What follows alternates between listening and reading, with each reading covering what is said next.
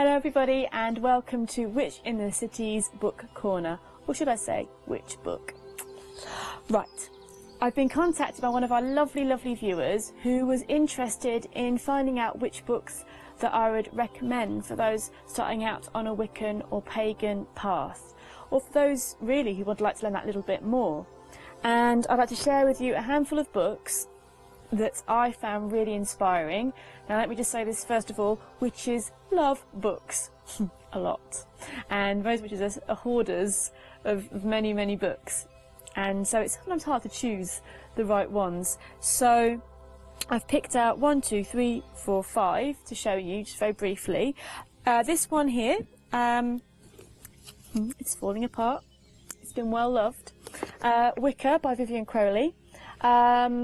This was the first book that I ever read on magic and witchcraft. I bought it when I was 16, as you can see.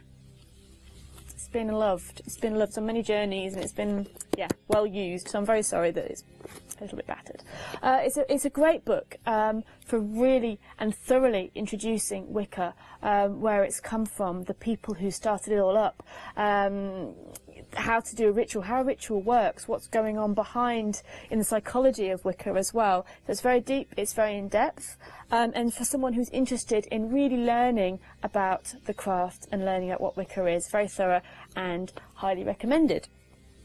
Also, we've got a witch's Bible, and it really is. It's a mighty book, really well used. I often turn to this for inspiration, information, and to remember the words for ritual that I'm always forgetting.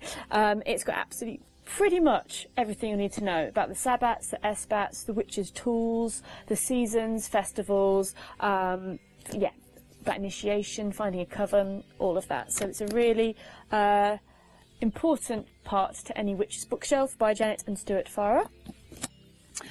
On a slightly different vein here, we have a book by the wonderful Ronald Hutton. We love Ronald Hutton, he is amazing, called The Triumph of the Moon, A History of Modern Pagan Witchcraft. This is a look at where this all started. This starts at the history of humanity, how paganism came about, what is paganism, and really how that relates to us now. And it's a brilliant book to look at, because when getting started in witchcraft, you probably hear many different things. Witchcraft came from here, witchcraft came from there. Read this. Get the facts as Ronald has so aptly written them. And then a couple of other books to look at. If you're thinking of practicing as a solitary witch, this is a lovely book by Ray Beth called Hedge Witch, A Guide to Solitary Witchcraft. It's written in the form of letters that Ray Beth has written to 2 students that she was teaching at the time, and it's very evocative. The imagery in there is beautiful, and it gives you really practical tips to work with, very personal, and a lovely book.